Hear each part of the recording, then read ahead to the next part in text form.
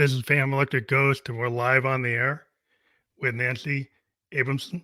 And I want to welcome you to the Fam Electric Ghost podcast. How you doing? Hello. Thank you so much for having me.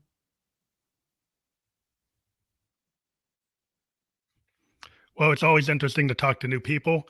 We're glad to have you on the show today. We're actually at episode 1044, tracking that Congratulations. since 2016 on Apple Podcast. And today, yeah, it's like we just podcast so much. We just sometimes we don't realize how long we've been doing it. But we also got your link up there, the www.bookacallwithnancy.com. That will be fully clickable on everywhere that we're published. We're on all the major podcast platforms, so you'll be able to click through, so you don't have to worry about trying to remember that. But it's going to be up during the podcast. Now, the other thing we want to tell people about is this: today we're going to have this topic: costly consequences of the trap of comparison and what to do instead to grow your business and enjoy your life. So that's a wordful, but we'll get into the details of that. And we also want to let people know, I forgot to say, that we are sponsored by Newsly. So if you check out the coupon code of Ghost, you can check out for 30 days that audio platform. We're a featured podcast on Newsly, and you can check. We'll be on Newsly later tonight, and you can check out an audio only version on that platform. If you use that coupon code Ghost, 30 days free to anybody listening. So starting with that, we do like to ask one question to everybody comes on the podcast, like what motivates you? Like, why do you do what you do? That is such a great question. And I grew up in New York, and when I graduated college, I was in corporate accounting, working in the world of accounting and finance. And I was working on the hamster wheel of corporate world, working until 9, 10, 11 o'clock at night, almost every night. And I was good at what I did, and I got so burnt out. And I didn't know it could be different. I didn't know. Like, I grew up, I was the poster child for you've got to get good grades in school so you could get into a good college, so you could get a good job, so you can work really hard and have a great life later. And that's what I was doing. And then years later, when I was a CFO of a company, I helped the company get sold. I was burnt out, and I started a business where I had total freedom with my time, and I had control over my calendar, and I didn't know life could be that great. Like, Yeah, I didn't know it was possible. It's very transformational when you start to do things on your own timetable, because a lot of times we've been taught that we've got to be in these roles. Like be the lawyer, be the doctor, be the corporate professional, and Yes. be like, on the hamster wheel, jump. I used to have to travel, like all a road warrior, and that was like a badge of honor that you're like Sunday out, Thursday back, Sunday out, Thursday back is like, and thinking that that's what you have to do. But Yeah. I think when you start to realize, like, hey, I have some things in my life, and it's not childish or to want to do what you want and find a way to fit that in. So it The is other kind thing of I life found, changing when you can figure it out. absolutely. I also learned that I'm an extrovert. And some people don't understand what the difference between an introvert and an extrovert is, because the common theory is, or the common definition, people think it's whether they're social or not. And it's not. Like, I have a lot of clients that are social and they're introverts. So really the definition is, if you are around a lot of people, does it energize you, or does it totally drain you and suck all the energy out of you? I'm an extrovert. Oh, Like, when I'm around a lot of people, having a conversation with you and being with friends, that energizes me. If I'm not around people for too long, then I get totally deflated. train. I'm like, energy Oh, suck. Well, to be an accountant, yeah, you're spending most of my days in doing the journal cube. entries and reports, you could imagine that was not a lifestyle for me. So having found a way that I can use all of my experience and help others. My clients make me do the happy dance because I get so celebratory, and I love when they are having their wins and transformations. But spending my days talking to people instead of on a computer doing journal entries and looking at reports, I am so much more in alignment with who I'm meant to be. So that's part of how I ended up doing this. Yeah, that kind of alignment, a lot of times you don't find it because you feel like it was selfish for me to want to take a dream and engage on it. And it might not be as solid. A lot of people are scared to get out of the more solid kind of known career. Like if you have the Right. accounting, well, that's a solid thing you do 30 years and get your It came retirement, get easy your to me, pension. so I stayed with it. Yeah. But it's I like, do. you said it was like soul sucking. It was like being in that box was Yeah, draining you. So you actually started to realize who you were. And a lot of times people, they don't realize like they're not, well, you start to kind of get clues, right? Because you don't feel good, right. right? You start to realize that like what you're doing, if what you're doing every day is not making you feel good, then maybe that's the first hint that you're not in the right Absolutely. position. And I think we are all different. I mean, that's part of what makes the world go round. If everybody was good at the same thing, then what kind of a society would we have?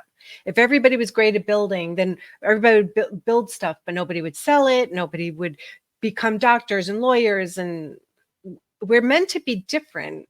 And if you have a gift, Mhm. if there's something that you really love, I mean, I know um, you work a lot in the field with music, which I love to listen to, but that is not a gift that was bestowed upon me.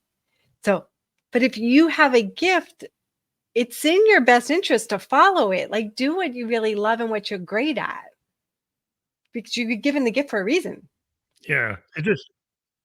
Well, it's so satisfying. Like if a lot of times musicians, like people say, well, why do you do it? Like if not every musician is in the top 20, right? But we do it because we love it. But there's an expectation in society that you got to monetarily show that it's worthwhile. But a lot of time the arts, you can't show a monetary benefit, but there's a soul benefit. There's a heart mind Absolutely. benefit. And in today's world, so transactional, it's hard for people to get their heads around. It's like, how could you do something when you don't make any money? you know, but Yeah. Well, and it leads into some of the conversation that you asked or that we were like arranging to speak to today with the trap of comparison. Are we living our lives for ourselves or for somebody else? And mhm. are we doing what we want to or comparing ourselves to others and living our lives based on what they think versus what we really love and want to? How many people, Yeah, it's a hard thing spend their because a lot of times we're kind of, go ahead. yeah, but like what you're saying is a lot of times we spend so much time comparing ourselves to the other person to like, to benchmark, kind of benchmark it. Like I should be like this person because they've got this and this is I should be that paradigm. And we find that a lot of times people will Mhm. like clone, they copy, they don't like originality is sometimes rare because there's a lot of people that aren't willing to kind of push. Like if you're on the bleeding edge, the first thing that happens is people say, well, that's not good. And so you got to be vulnerable. And it's hard to be vulnerable. It's easier to kind of go along to get along. Yes, especially in the creative fields. Look at how we've changed. Look at how many sequels we're doing in movies because it's safe. All right, we're going to do yeah. the number 2, the 3, the 4 because all right, well we know that the others made money. So or the things that made money decades ago, let's remake them because we don't want to take a chance on something new and creative. That's a whole different conversation. But think about Yeah, how many, but it's not, if you look, how many times people are trying to keep up with the Joneses, and they're buying mm, houses that they can't afford, to live in neighborhoods that they can't afford. They're buying cars that they can't afford to look good compared to somebody else. And they're barely sleeping. They're depressed. They're anxious. They're stressed because they're just trying to keep up. And it's not even the things that they really love or want for themselves. but like if you're trying to, you might even not even be around people that you like. Like you're like they might not be the best people for you to be around. It's kind of like the law of Yeah. attraction. Like if you let the law of attraction kind of guide you, you'll kind Right. of go toward the people that like are positive influences. But if you're trying to force something like this square peg in a round hole, you could be living in that community and like hate it, like totally hate it, be out of place, feel really anxious, and because you're trying to put on airs, you're putting on a mask, and then you don't feel good, and then like, Right. but why would you don't feel good because you're not where you're supposed to be? It's so true. The and look at how, mm, I hate to say it, the suicide rate has just gotten out of control, and the depression Mm, and mental illness. And part of it is because we're spending so much time comparing ourselves to others that aren't even just. Look at how, I think we're similar generation, that we're looking at all of these magazines and we're told this is what you're supposed to look like. This is what beauty is. mm. Those people don't even look like that anymore. They're all photoshopped. At least now people are coming out and admitting it. They're Yeah, like, that's not me. it's all But fake. Yeah, it it's like is. yeah, there's so much AI enhancement and technical enhancement even before AI that these influencers, like, it's doing damage to young people. I mean, it does damage to people whatever age they are, but think Yeah, about a young mind that thinks that this is the archetype because some influencer has this AI enhanced image, and it's not healthy, whether you're a girl or a boy. It's like you're a teenage boy or girl, you're growing up seeing something that's not actual reality, but you're right. told that that is the standard. Or So in you're gonna social try media, to yeah, like you're gonna people try to are be the addicted to their same. phones and they're looking and they're like, oh, you're following the all the influencers. Half the times they're not where they say they are. They're in front of cars that they say are theirs, but they're not. Like, Oh, it's not real. Stop judging yourself against things like that. It's not real, and making yourself bad and wrong and feeling like you're not as good as anybody else. You're whole and complete as you are.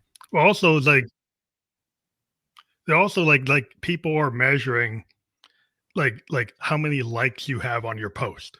So a lot of these kids are on the post. Like if they don't get enough likes, then they feel they're not relevant. They're not good. They're not. So it's like so they're Right. being judged by these metrics, and you got people who are using bots to have a million views. So that doesn't mean that that's real. And I've Exactly. always said it's kind of quality versus quantity. If the right people see what you post, you can get opportunities.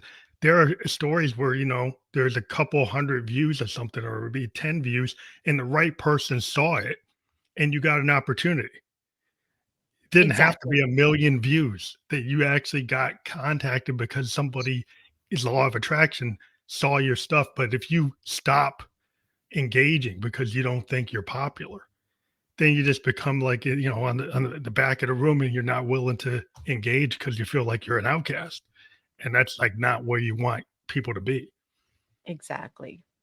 We need to help get that word out and get that message out to the young people. It tells you not even just young people. I have people my age that are feeling the same thing. What happens, like if you think about this, like most podcasts fail after like 12 episodes because the person doesn't get the engagement number they wanted because they want to be like the big standard bearers, and if they're not hitting that, then they stop. Well, if I did that, I wouldn't be here. I've been working since 2016, and I've got tons of opportunities that are not just based on metrics. It's based on who engages. And so it's hard to kind of just use raw number of views to represent whether or not you're actually doing well. And whether or not you love doing what you're doing, I look at it as if I get to talk to 1,000 people, think about all the knowledge I get from talking to 1,000 people. That in itself is its own benefit. But if you don't measure it that way, you'll think it's like, oh, I'm losing. Yeah. Well, thank you for being unstoppable and sticking with it so that we're having this conversation today. Yeah, I think it's just a matter of like comparisons are so, it's like, yeah, I mean, sometimes you need people to engage. If you're a writer, you have a, beta reader will read your book and give you some feedback. You have Mhm. editors to help you, have producers to help you, you have, people that you trust that they give you feedback. But it's like positive reinforcement rather than like a hater. Like a hater just says, "Oh, I hate it," and doesn't tell you anything that's going to help you actually fix anything. But like, it's just so it's like it's not to me. It's like you kind of have to be vulnerable, and that's hard. And I think a lot of people don't want to be vulnerable, so they kind of put the wall up. And there is a difference. I mean, you mentioned feedback, and feedback is very important and it's good. And there is something to evaluate whether it's constructive. Is there validity to it? Do you agree with it? Which is different than the comparison. And not all comparison is bad. Like, we're in a world, we compare. We're human beings. We have eyes and we have comparisons. There's left, right, up, down, black, white. Not all comparison is bad.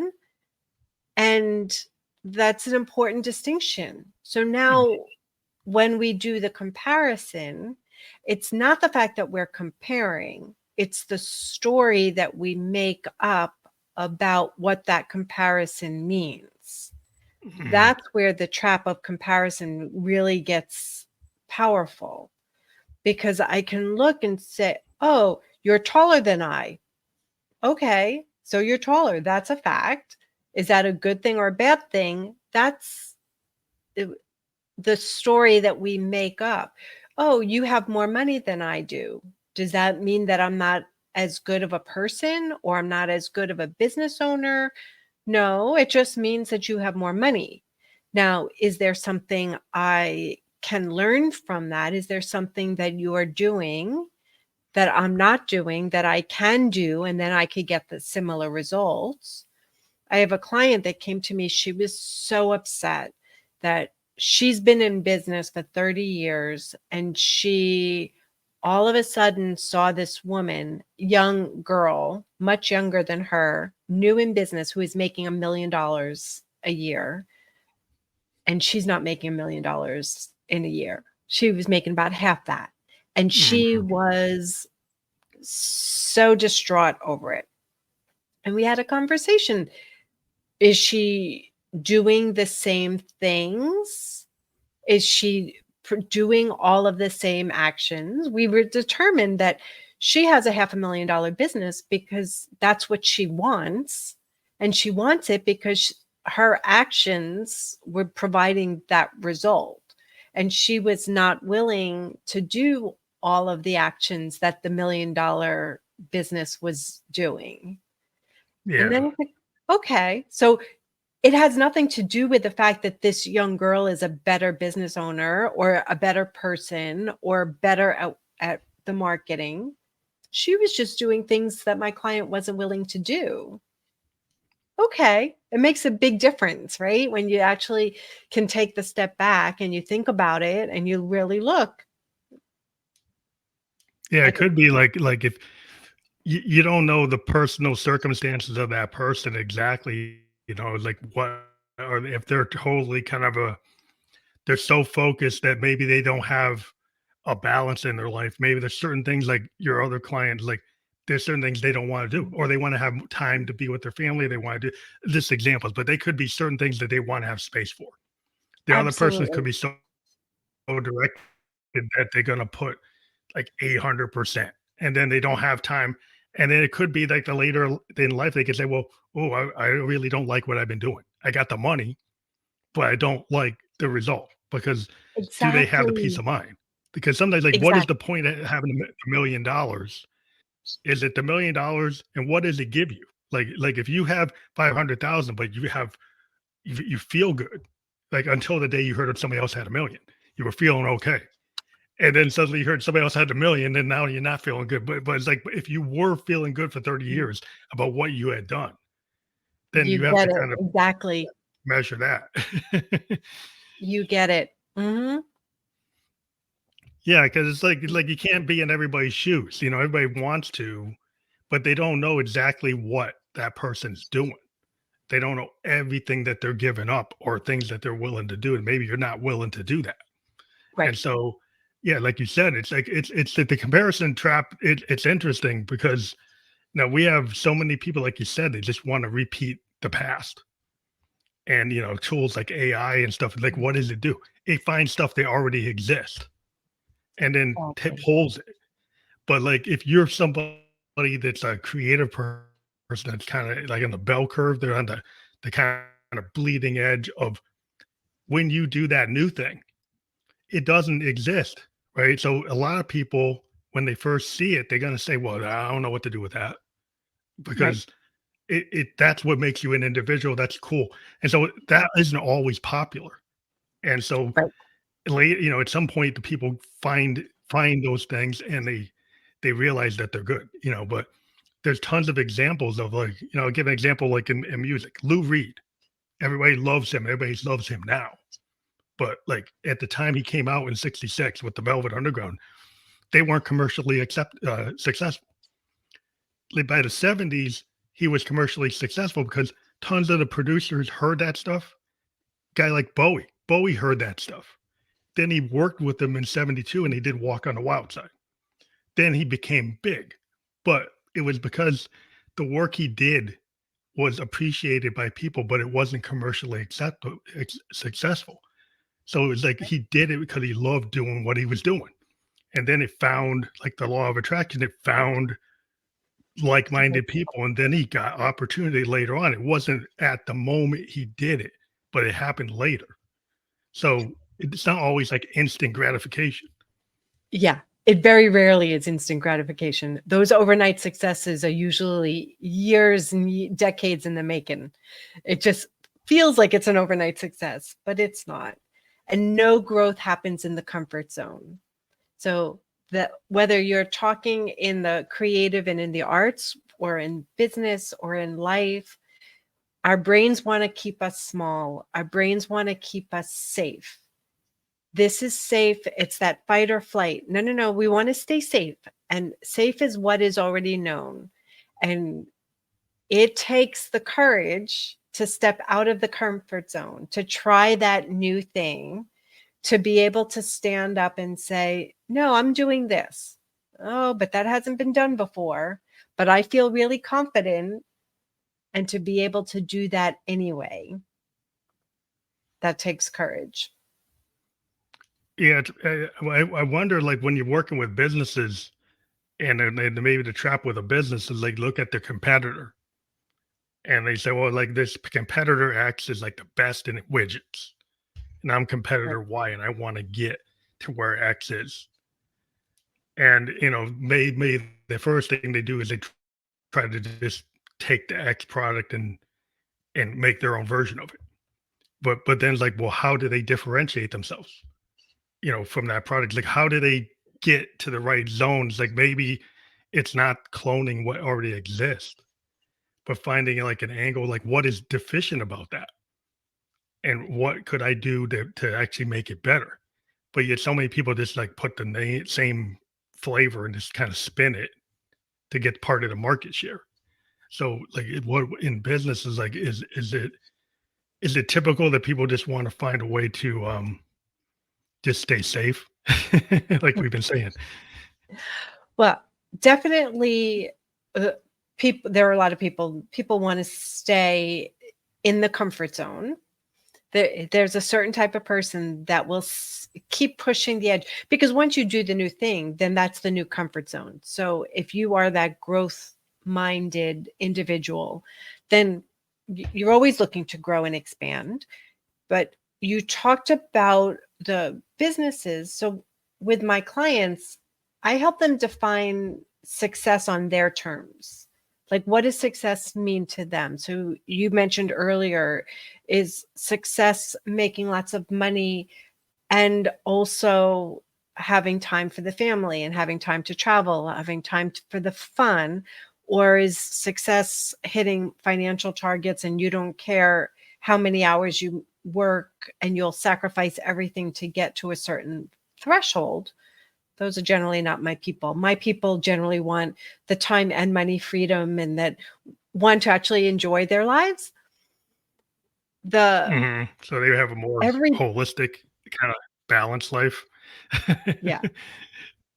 But there are, every success is going to have their competitors and the people that are going to try to copy. I mean, that's just the society that we're in. So then you get to choose. So what makes you different? How can you do it a little differently? And what sets you apart? If you're not going to, if you're doing the exact same thing, then the company that was there first, it's going to be hard to take the market share from them. You're going to need to come up with a different spin or an edge. It's generally adding new value, adding some different spin, adding some extra value, or cutting the price, which is how we end up with, the situation with China, doing everything cheaper, not necessarily safe. They don't care if they use, the poison in the paint, and if they, oh, so what if it's disposable and it breaks easy? We don't care, because they decided they're going to copy based on the cost of it. Yeah.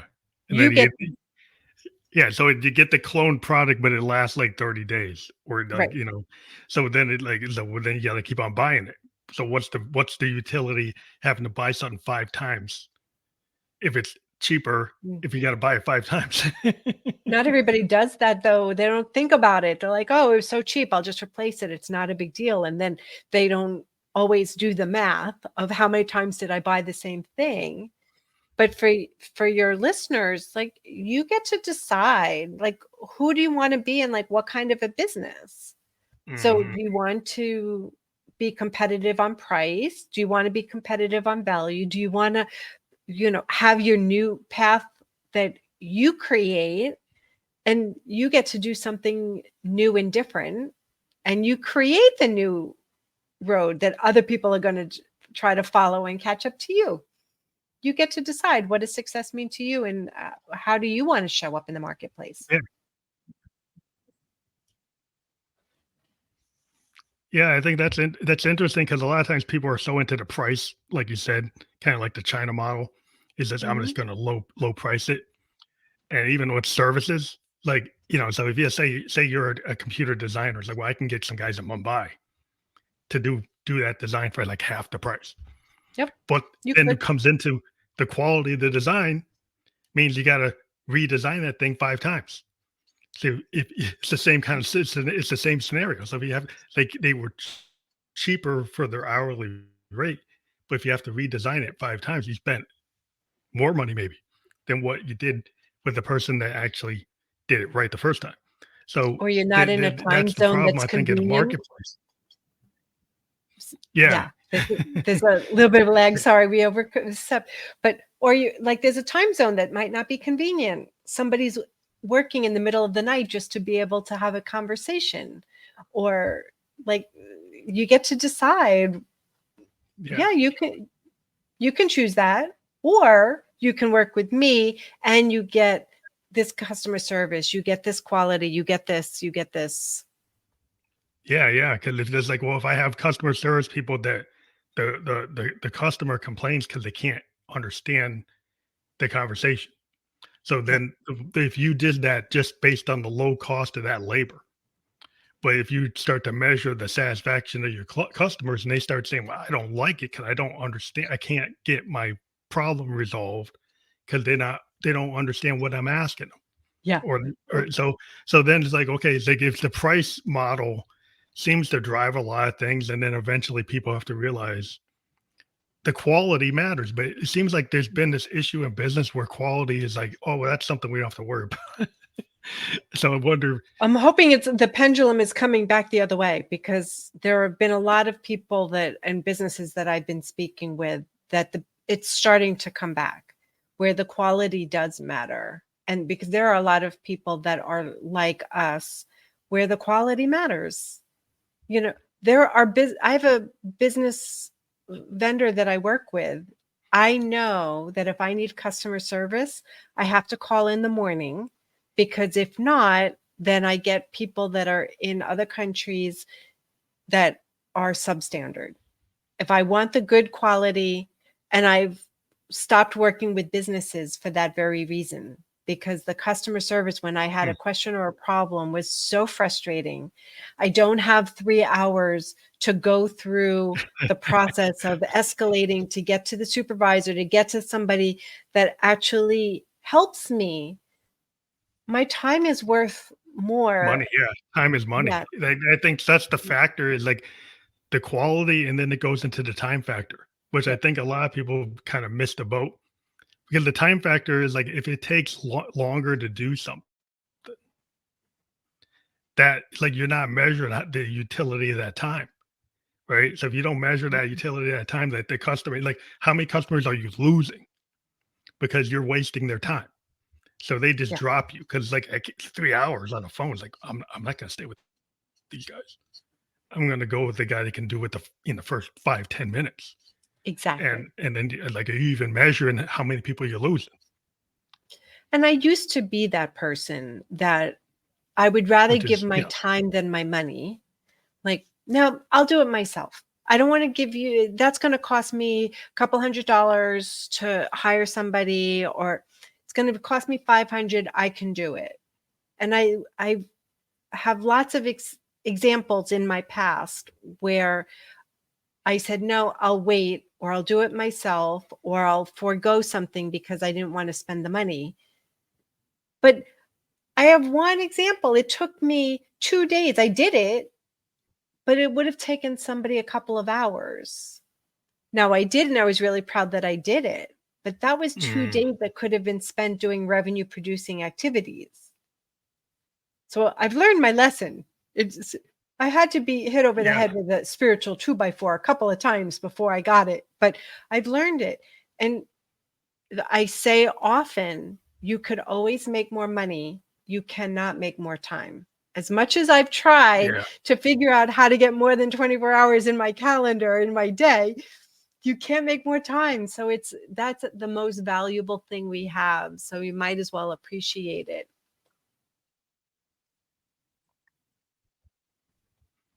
So I always like to try to kind of come up with a question like this is like, what are like the top three like lessons learned from looking at this idea of comparison, the trap of comparisons? Like, what are like three key like foundational things you found out about that could help people out? So one, notice the stories in your head. Notice what you're saying because you're going to compare. Comparison is natural. We are alive and we're in a world. We're going to compare. We see things, as I said, dark, light, tall, small, tall, short, big, small, like we're going to compare. But notice the stories and what we make it mean, because so for example, I learned earlier, I was so jealous of a friend of mine. She was in this relationship. She was married. She was married to the best guy. Like, and here I was dating and getting frustrated in the dating situation. And I was so jealous for so long. And then I found out that she was getting divorced and that she's been miserable for like 10 years. Oh wow, yeah, surface So, level stuff you never know. so That's right. the So we deeper sit you there. go. Like, and then I started to hear like the stuff that she was hiding because she also wanted to look good. So she wasn't saying what was really going on behind closed doors. So we don't know what's really happening behind closed doors, like and friends. And I have so many examples where people are upset about, oh, I'm not as good as them. They have this big, beautiful house. They have this great car. They have all of these things that I envy. And then you find out that they are filing bankruptcy because they can't afford the stuff that they have. And they're just doing it to look good for somebody else. So the first thing is really, don't use somebody else as your ruler, your guide. What's right for you? And notice the stories. Like, notice when you're making up the stuff, when you're seeing, like, okay, so you want the thing, you want the money to go, you want the trips, you want the house, you want the material thing. Okay, great. Now, instead of making yourself, judging yourself harshly, making yourself feel inadequate or that you're not as good as them, be grateful. Thank you for showing me what's possible. I didn't know that I could have a house that looked that great, or I didn't know that that car existed. Is it something that I really want? Okay. If it is something that I really want because it makes me feel good and it's something I truly want, how can I have it? Now let's create a plan. Be grateful. Thanks for showing it to me. I know you've mentioned the law of attraction a couple times, so you follow similar mindset. Like, we get to create. So thank you for showing me the vision, and now I can create that life that I love. Now I can create a plan. What's possible? I can shop around. How much money does that actually going to cost? What is it going to take? Okay, if I do this, then I can have that too. So not getting stopped and making up these stories that we're not as good as somebody else. We can be grateful for, thanks for showing me what's possible. And now if I really want it, because I want it, not because somebody else said I should have it, then now I can create a plan. Yeah, so I also a part of that, and part of the thing I've always had discussions on is like the imposter syndrome that kind of factors in. Like so, if you already have this kind of deep set belief, and you may not even realize it, that you don't think you're good enough, and so even if you're looking at these other people and doing these comparisons, like you're already kind of setting a ceiling where you're gonna kind of self-fulfilling prophecy where you're gonna maybe fail because you don't think you deserve it. So Yes, if you can't get beyond that, it's like you're doing the comparison, but you're not dealing with like the root cause. exactly. Exactly. So, and the next thing is we touched a little bit on it before, is what is it that you really want? Like, you be the judge. You get to be the designer for your life.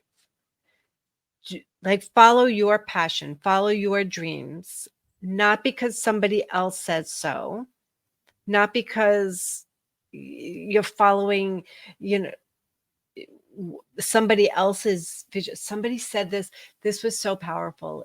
If somebody wouldn't die for you, then why would you let them live your life for you? Hmm. And I thought that that was so powerful. Like, oh, yeah, but it's Yeah. true. Live the life for you, and you create the terms. Well, because like once you start living on your own terms and Mm, you're not living by somebody else's rule set, then I think it becomes very freeing. Like I've always looked at like people I've admired, like look at like William Blake, look at like Miles Davis, look at Hendrix, look at like Orson Welles. It's like Orson Welles made this statement that when he was doing Citizen Kane, he didn't know what wasn't possible. So he thought if I used the camera, I could just make it like you do it. He did things with the camera that hadn't been done, and yeah, nobody told me he couldn't do it. So because he hadn't been trained, but he just looked at it and said, well, I should be able to do this because I feel like doing this. And so he did a lot of really innovative things because he didn't feel like he had like the canon of being trained. He wasn't limited by the rules.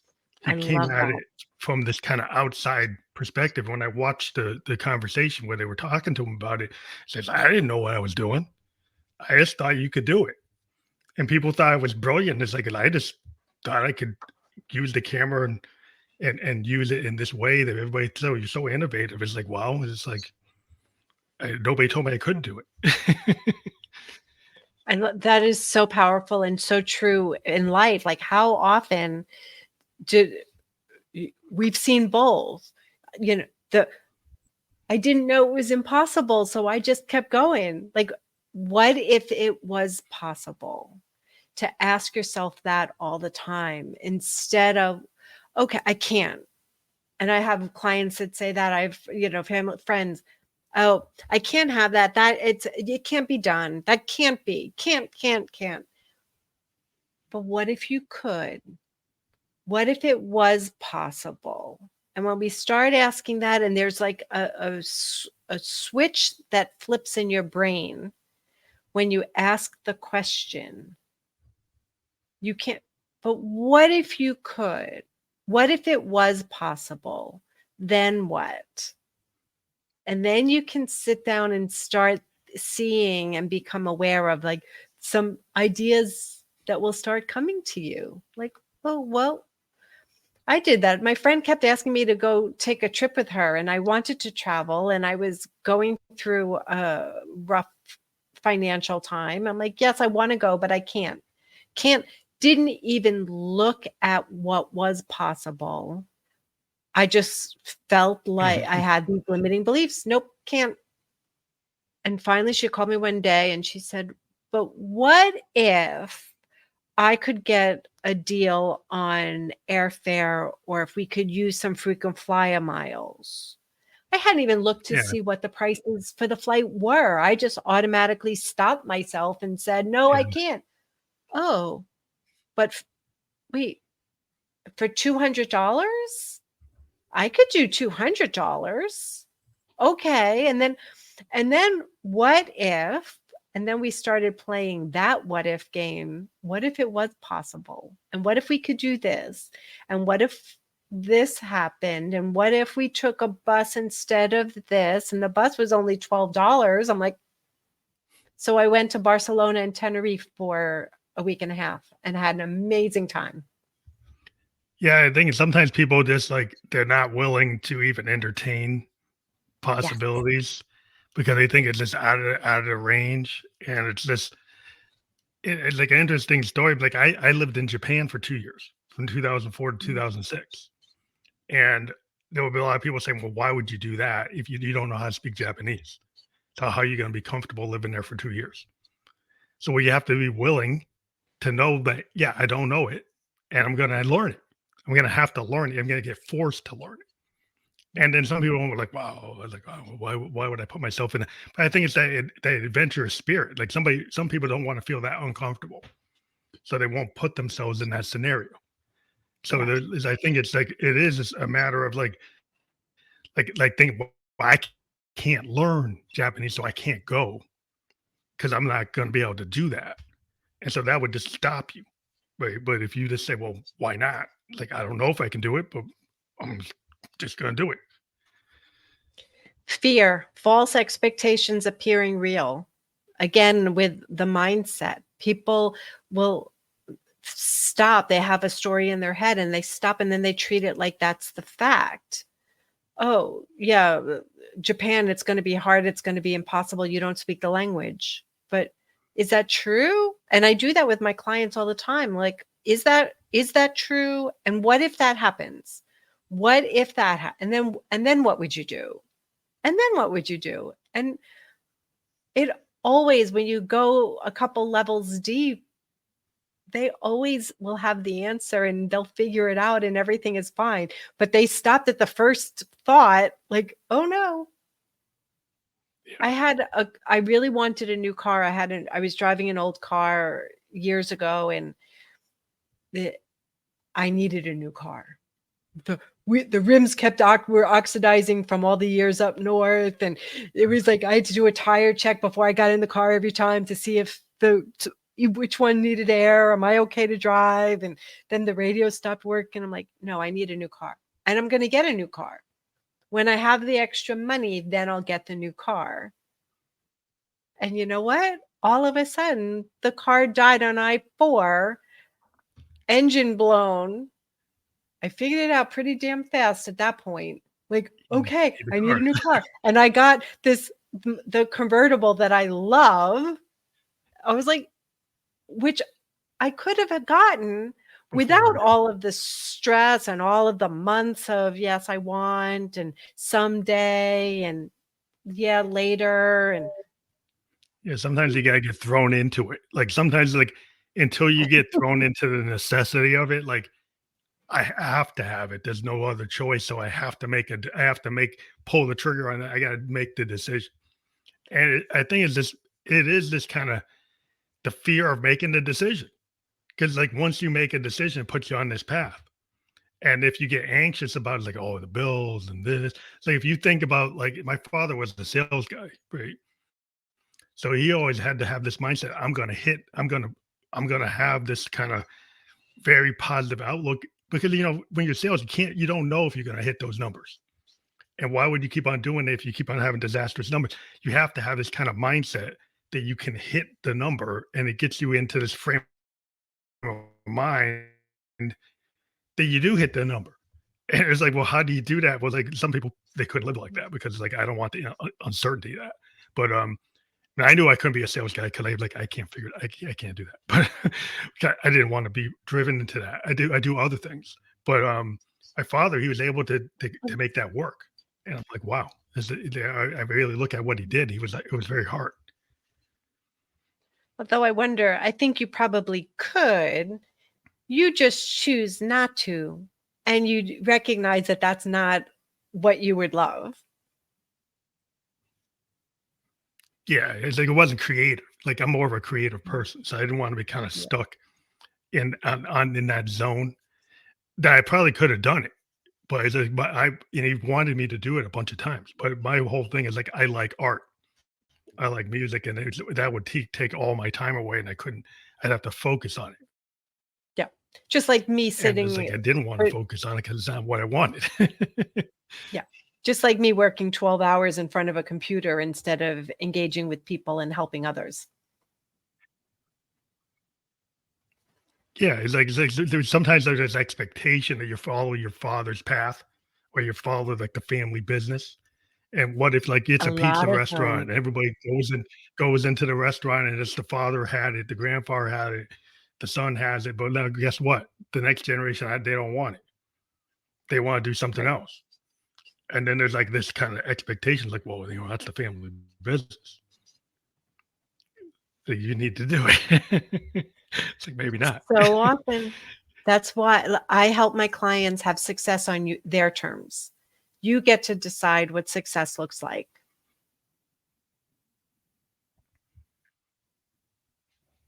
Yeah, I mean, I think that's something that is like revolutionary, right? To some people, when they discover it, do they come back and tell you like, wow, I didn't realize that was the secret sauce.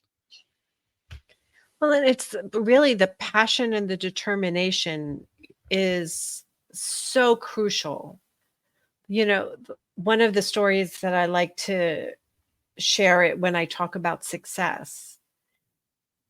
Michael Jordan, do you know that he couldn't make his varsity team? He couldn't make the varsity team. And when he finally got on the team, he was not a starter by any means. He was not good.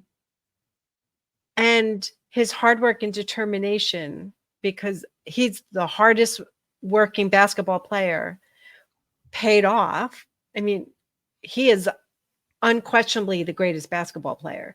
All the Olympic medals, all the championship rings. He couldn't make his varsity team, but he was so passionate. He had that burning desire. He had that great work ethic. But that was probably like if he had made the team, he might not have gotten to where he is. Right. Sometimes it's the adversity that causes the passion, that causes the drive, the discipline to get the 10,000 hours of practice to get to the level. Like if Exactly. you, a lot of people don't realize that it's when you have the trials and the tribulations and the steps along the way that maybe you make a misstep, and that's what kind of I've always like dived into a lot of the creative people I'm into. And it's usually like their failures that drove them to where they got to be. And a lot of people just want to remap that and say it's all success. But most of the time, everybody I've read about, it's the key like failure that was like a crucible moment that drove them into like this passion state to go after it the way they did. And the determination that every time failure isn't bad, it's just feedback. Thomas Edison failed 1,000 times before he actually got the light bulb to work. He knew he wanted to create an incandescent light. He failed 1,000 times. Thank goodness he kept going. Or else we'd still be Yeah. lighting with candles, and Lord knows how we would be even having this conversation on a computer without that. It's like experimentations. Like it's like experiments like scientists, like when we do software development, I don't know how many versions we do of where things aren't working. It's always like that. We have so many iterations of what we do that doesn't work. And it's like our passion is that we make it work. And it's I mean, it's so rare that it ever works out the box. It's mostly like it's like some kind of variation, multiple version, iterative development. That's why we're into this idea of like we do iterative development now instead of like waterfall. We do these like iterative, like over time agile. And agile is this concept of like you can have these iterations and it doesn't have to be perfect for you to like move the project forward. Where the waterfall, you had to be like all or nothing. And now we have this Who's the one process that where said that it has to be perfect and that failure is bad? Like, it's that growth mindset versus the fixed mindset. So something doesn't work. You can be all beaten up and like, forget it, chuck it all, it blah, blah, blah, blah. Or, okay, that didn't work. Now I know that didn't work. So now I could try something else. And thanks for the feedback. Now I know that's not it. What else? What's next? And I will admit that for a good chunk of my life, I was a very fixed mindset person. Like every mistake would just beat me up and would like really knock me down. And the stories in my head were like, oh, I screwed up again. Instead of now, like, okay, yeah, I got feedback. That didn't work. Now I know I'm not doing that again. Now, what else can I try? yeah, I think the iterative development or like the happy accident. Because sometimes what happens, like you could have Mm. a plan, and it's good to have the plan. But why I've always been in this kind of what is it? The flow state.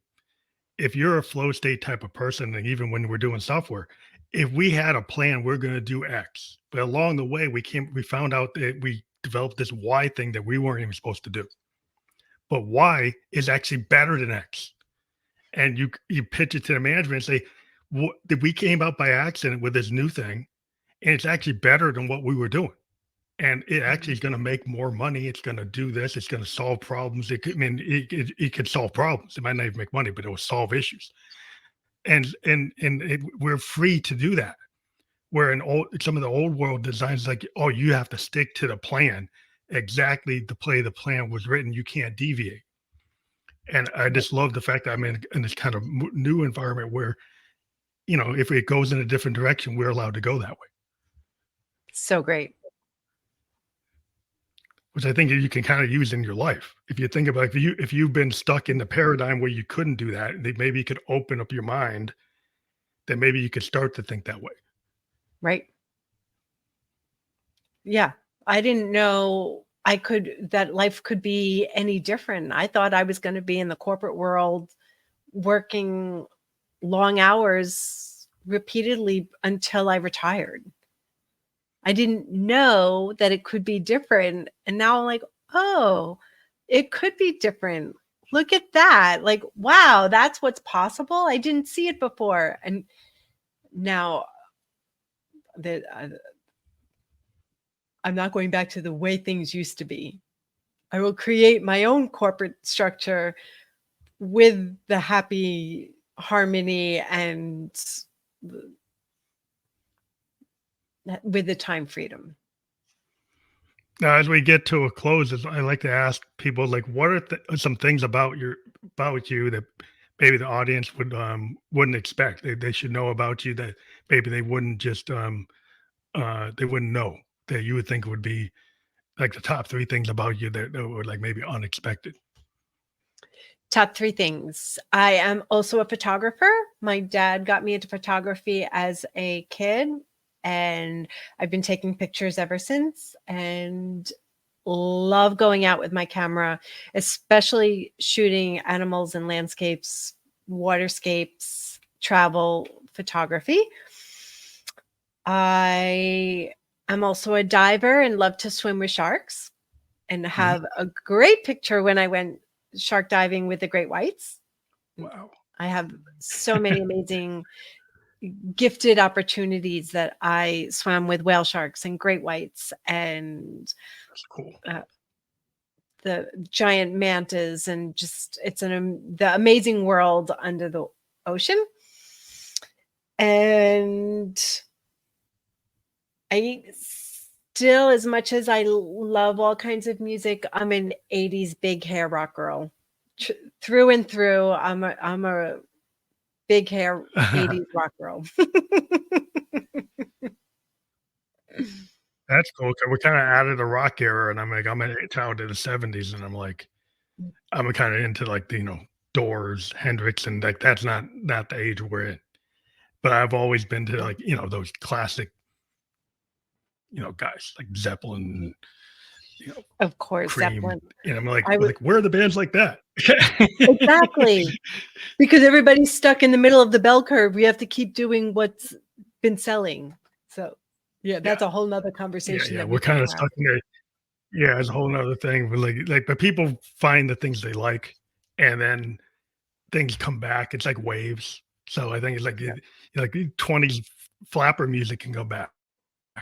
If there are people that like it, they bring it back. So like Mm. any old era can come back when people show some kind of nostalgia about it. But I want to thank you again for being on the podcast.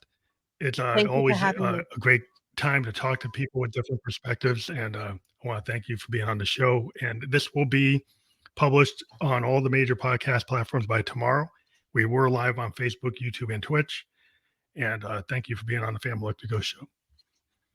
Thank you so much for having me. And if any of your listeners like this and want to discuss the trap of comparison or success further, give me a call. Book a call with Nancy.com. I would love to have a conversation, see if I can support and serve you. Yeah, and that's clickable when we're published. You'll be able to click through and get to that everywhere. That link will be activated. So thank you again for being on the show. Thank you for having me. It's been a wonderful conversation.